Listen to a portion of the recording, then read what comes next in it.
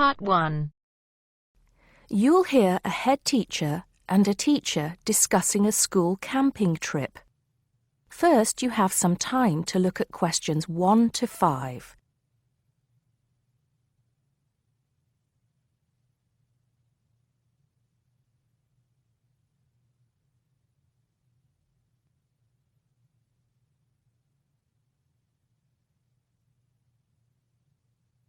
Now we shall begin.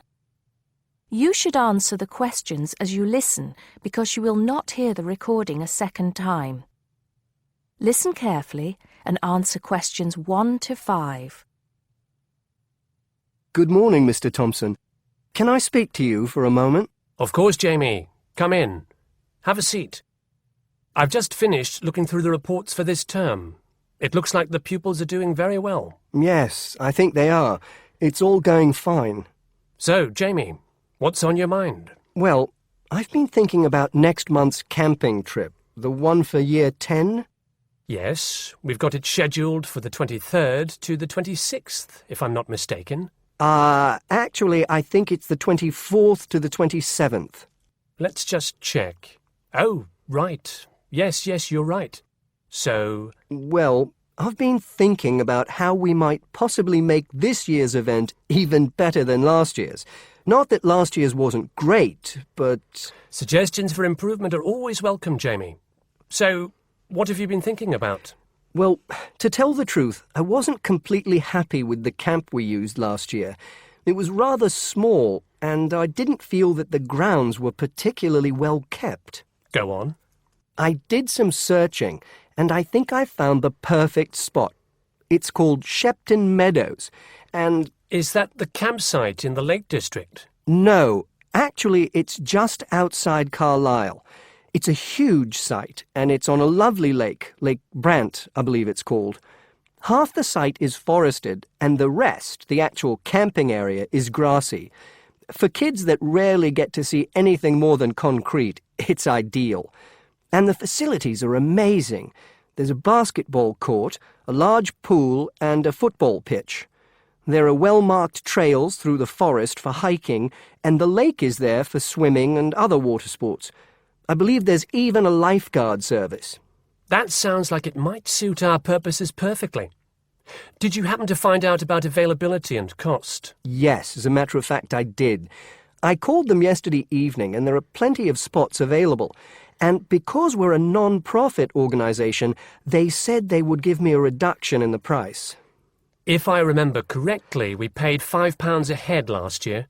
Yes, per night, right? Yes, each child paid £10 for the 2 nights. Well, at this campsite, it's only £4 per night.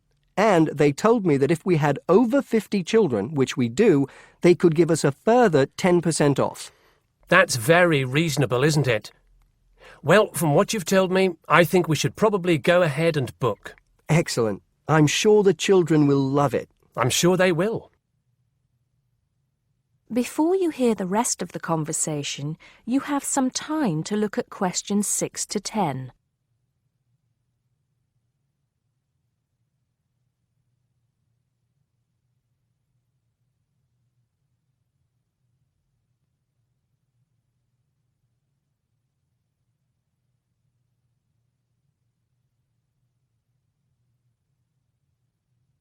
Now listen and answer questions 6 to 10. Now, Jamie, have you given any thought to an itinerary by any chance? As a matter of fact, I have. Wait 1 second. Yes, here it is. I've made a few notes. Okay, so, now, these are just ideas, of course. Yes, go on. Let's hear what you've got. Right. We time it so that we arrive at the camp around 7 on Friday evening. It'll still be light then, and we'll have plenty of time to set up camp and get ourselves settled in. At 8, we could have a barbecue, hamburgers and hot dogs, something that's nice and easy to prepare. And that children love. Yes. Then, lights out would be at 9:30, so the children will get a good night's sleep and be up bright and early at 7 on Saturday morning. Breakfast would be at 7:30, an hour's hiking from 8 till 9, and then a couple of hours at the lake. That would take us up to 11. I think that an hour of free time would then be in order. Let them have a chance to explore a bit on their own, you know? Yes, great idea. And then? Let's see, a picnic lunch at 12, and then sports in the afternoon till 4. Another swim until 5, and then supper. After clean-up, around 6:30, we could have a talk-back session, where the children get a chance to discuss their day and anything else they might have on their minds. Then a campfire and sing-along at 8, back to the tents at 9:30, and, well, that takes care of Saturday. Excellent, excellent. That would certainly keep them busy. What about Sunday? Sunday, right. As on Saturday, same wake-up and breakfast times, and then I thought we could go on a bit of a day trip. There are some caves about an hour's walk from the camp, which I thought the children might find interesting. We could leave at 8, which would mean we'd get to the caves at 9. They could explore for a couple of hours, and we'd head back at 11. 12 o'clock would see us back at the meadows. An hour's swim, and then lunch at 1. Then we could have organised games in the afternoon until supper at 5. It would take us an hour to clean up our sites and pack up. We'd be on the buses at 6 and all set to head back into the city. Well now, you've certainly put a lot of thought into this, Jamie, and it's paid off. I think it sounds wonderful. I can't think of a thing that needs to be changed.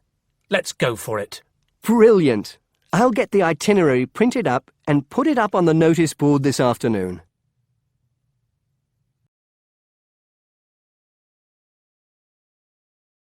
That is the end of part 1. You now have half a minute to check your answers.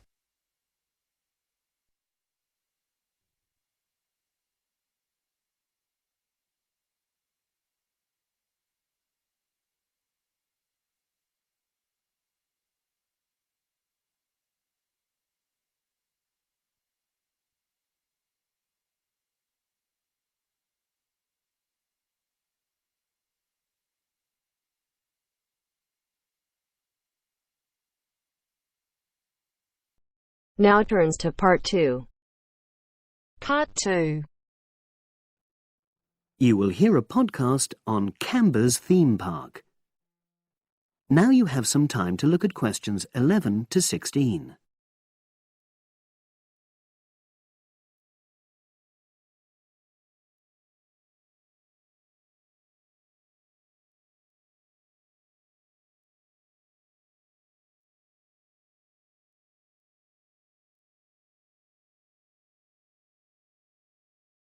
Now listen and answer questions 11 to 16. Welcome to Canberra's Park podcast. In the next few minutes, I'll tell you a little about the park and the amazing things we have to offer. We like to think that Canberra's offers more than other theme parks. Like them, we have a variety of exciting rides for people of all ages, but Canberra's also places strong emphasis on the educational experience for its visitors. Not boring facts, but lots of interactive exhibits. Although it's mainly an outdoor experience, we do have some indoor activities if the weather gets too dreadful. The park's got a lovely, well-established feel, set in 80 acres of beautiful countryside, about 3 miles south of the tourist resort of Dulchester. The park was set up in 1997 by the Canberra family, but then taken over by new owners in 2004, who have maintained the original vision of the Canberras. It has lots of old trees, hundreds of flower beds, and a gorgeous lake. Canberra's has over 45 different rides, exhibits, and arcades. All but one of these is free once you've paid your entrance fee. We charge a small fee for our newest ride to reduce the length of the queues. You don't pay anything for parking. A family ticket for a family of 4 works out at about £8 per person, which is amazing value. Full details of current prices are shown on our website, along with full details of rides, etc., and directions for getting to us. We also have a number of special offers. For example, if you live locally, why not join our Adventurers Club, which entitles you to 50% off ticket prices all year round, and a special lane for all rides and exhibits, which means you don't have to wait to get into any part of the park. See the Offers tab on the website. We've recently added a number of new exhibits to the park, and we're particularly proud of our Future Farm Zone, which houses over 20 different species of animals, from chipmunks to dairy cows. The emphasis is on getting near to the animals. All of them can be petted, and you can buy food for feeding the animals. Many of our younger visitors say that this is the high point of their visit. And speaking of food, don't let the animals have all the fun. We have a total of 7 different catering outlets on the site. We're open 10 to 5:30 all year round, and cold drinks and snacks can be bought at any time during opening hours. And hot food is available most of the day in the Hungry Horse Cafe from 11 until 5, just half an hour before closing time. Now you have some time to look at questions 17 to 20.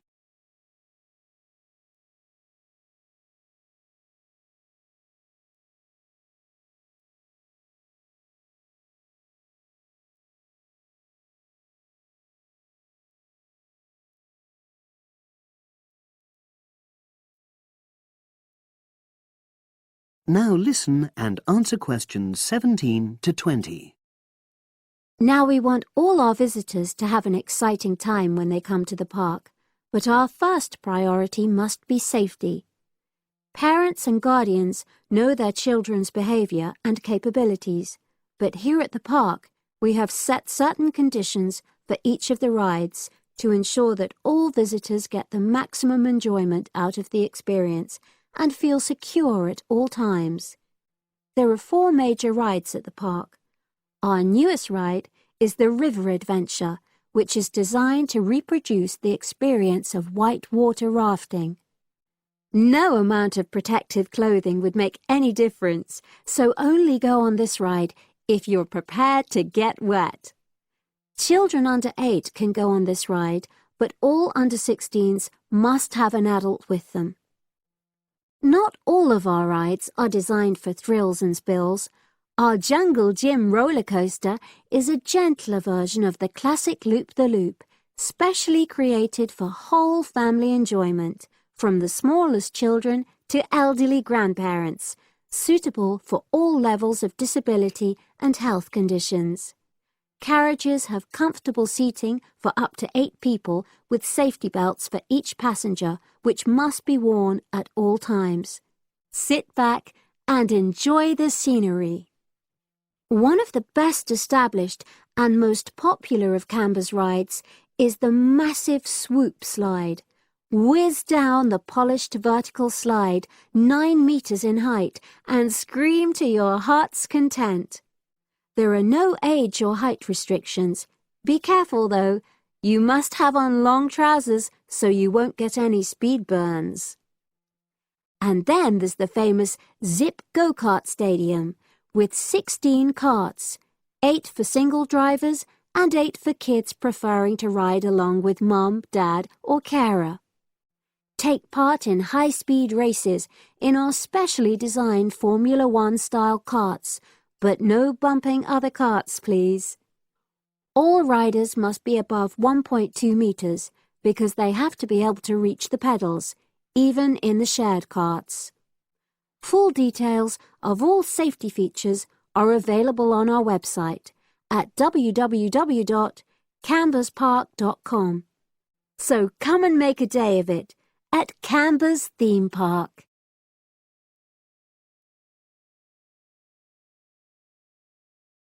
That is the end of part 2. You now have half a minute to check your answers.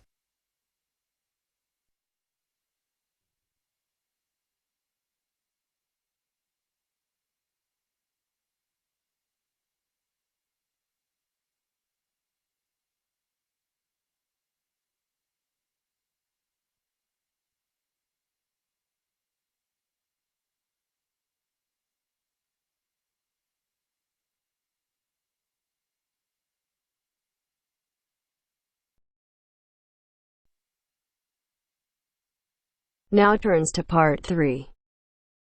Part 3. You'll hear an interview on job application. First, you have some time to look at questions 21 to 25.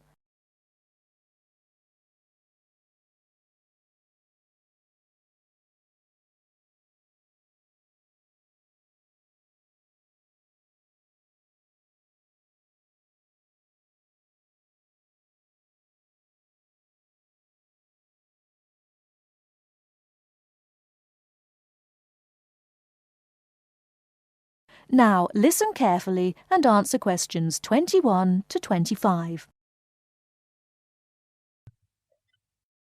These days it's hard enough to find a suitable job, let alone get as far as an interview. Dozens of people every day send off their curriculum vitae or application form and wait hopefully to be summoned for an interview. Now this, apparently, is where a lot of people fall down because of their inadequacy at completing their application forms, according to Judith Davidson, author of Getting a Job, a popular book which has recently come onto the market. Our reporter Christopher Shields decided to look into this apparent inability of the British to sell themselves, and he spoke to Judith Davidson about it. Judith Davidson lectures at a management training college for young men and women, most of whom have just graduated from university and gone there to take a crash course in management techniques. One of the hardest things is not passing the exams, not passing the course examinations successfully, but actually finding employment afterwards. So Judith now concentrates on helping trainees to set about doing just this, and she tries to work out the reasons why chances of getting a job are pretty small. Very often, a job application or a curriculum vitae will contain basic grammatical or careless spelling mistakes, even from university graduates. Then those that do get as far as an interview become inarticulate or clumsy when they try to talk about themselves. It doesn't matter how highly qualified or brilliant you may be, if you come across as tongue-tied and gauche, your chances are quite slim. What are other problems of the application forms? Some letters are dirty and untidily written, with finger marks all over them and ink blots or even coffee stains. Others arrive on lined or flowered or sometimes scented paper, none of which is likely to make a good impression on the average business-like boss. Many people are unable to make that initial impact with an employer. In fact, it needs techniques to send an application which will stand out from the rest and persuade the employer you're the right one for the job. This prompted an enterprising young man called Mark Ashworth, a recruitment consultant himself, to start writing job applications for other people for a fee.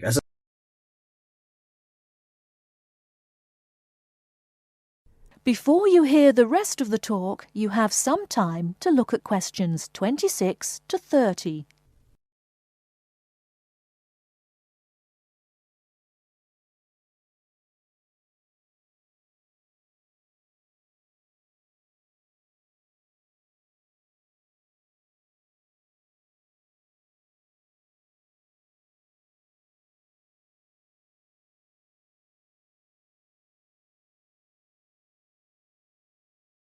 Now listen and answer questions 26 to 30. He told me he got the idea in America, where it's already big business, and in the last few months alone he's written over 35 CVs. He feels that 80% of job applications received by personnel managers are inadequate in some way. Well, yes, many people simply can't cope with grammar and spelling and don't know what to put in or leave out. Sometimes people condense their work experience so much that a future employer doesn't know enough about him. Then, on the other hand, some people go too far the other way. To give you an example, one CV I once received in my recruiting role was getting on for 30 pages long. Mark has an initial interview with all his clients in which he tries to make them think about their motivation. He can often exploit these experiences in the CV he writes for them and shows that they have been valuable preparation for the job now sought.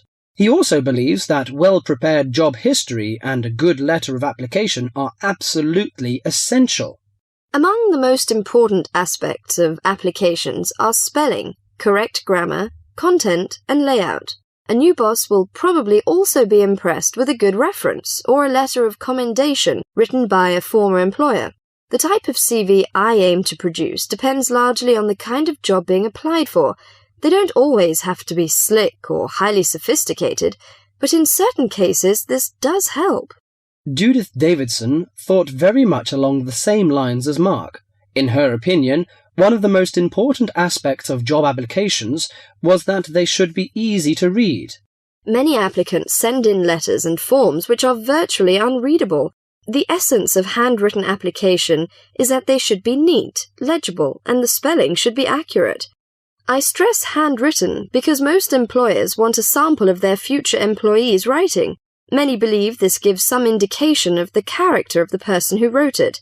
Some people forget vital things like putting their own address or the date. Others fail to do what's required of them by a job advertisement.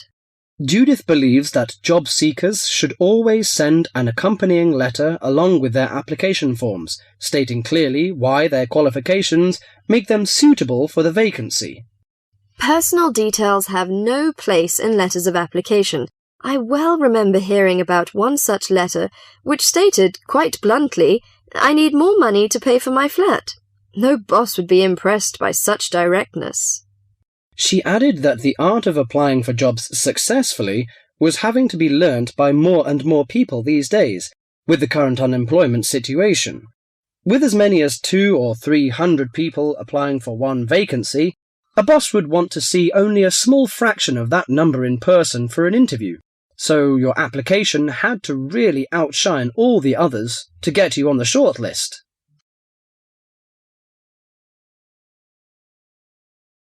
That is the end of part 3. You now have half a minute to check your answers.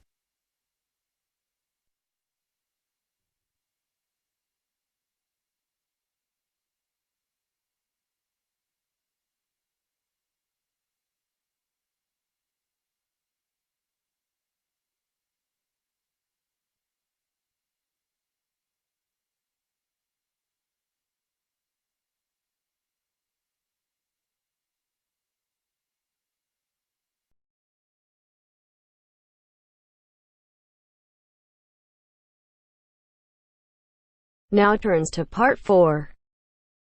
Part 4. First, you have some time to look at questions 31 to 40.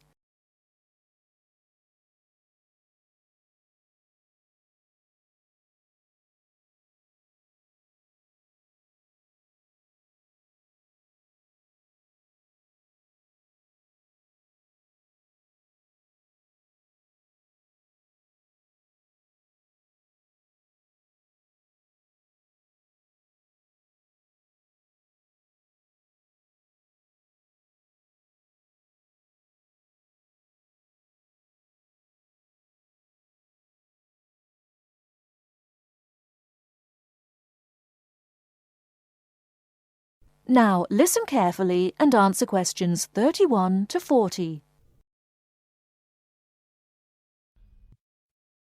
Today in our series of lectures on nature history, we're going to be looking at amber. Do you know amber? What is it? How is it formed? What are the uses of amber?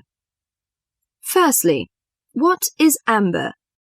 Amber is fossilized resin from ancient forests. Amber is not produced from tree sap, but rather from plant resin.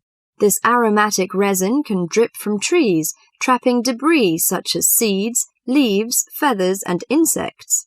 The resin becomes buried and fossilized through progressive natural changes. Therefore, amber is formed as a result of the fossilization of resin that takes millions of years. Although a specific time interval has not been established for this process, the majority of amber is found approximately 30 to 90 million years ago. You may ask why resin is produced. Although there are contrasting views as to why resin is produced, it is a plant's protection mechanism. The resin may be produced to protect the tree from disease and injury caused by insects and fungi. Resin may be produced to heal a wound, such as a broken branch, and resins have odors or tastes that both attract and repel insects. Resin may also be produced as a plant's method to dispose excess acetate. We know that amber survives millions of years, but what type of depositional environment preserved amber? One depositional environment for amber is marginal marine. Amber's specific gravity is slightly over 1 and it floats in salt water. Therefore, amber becomes concentrated in marine deposits, moved some distance from the original site. Trees and resin may be transported and deposited in quiet water sediments. Wood and resin are buried under the sediment, and while the resin becomes amber, the wood becomes coal. Wet sediments of clay and sand preserve the resin well because they are devoid of oxygen. So, as a precious product of nature, what are the uses of amber? In ancient times, amber was used for medicine. Honey was mixed with powdered amber and prescribed for many chronics like asthma, gout, and the Black Plague. It was also used as precious decoration.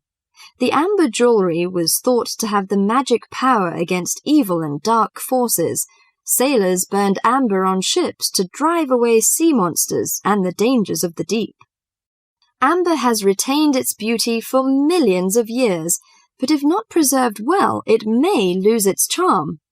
The softness and brittleness is likely to be attacked by chemicals and requires some special care in handling and storing, so do not put your amber jewelry on before hairspray and perfume is applied, because it will likely create a whitish coating on the amber that may be permanent. If you want to string the amber beads on silk or linen thread, remember to string them with knots between each bead to prevent mutual rubbing and chipping. Amber jewelry should not be stored where it can rub against metal or other jewelry, and storage in a soft cloth is best. Never put amber jewelry in a steam cleaner, which would shatter the gem. Never let amber come in contact with soaps or commercial jewelry cleaning solutions, which can dull the finish. Keep amber away from common kitchen substances such as salad oil, butter, and excessive heat of ovens and burners. Dust and sweat can be removed with clean, cool water and a soft cloth.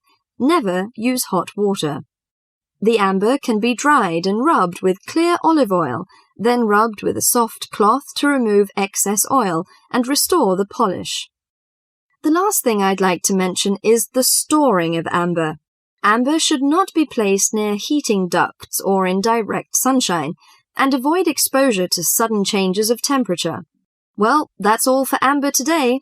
Hope you enjoy this precious product of nature and have the luck to own one. That is the end of part 4. You now have half a minute to check your answers.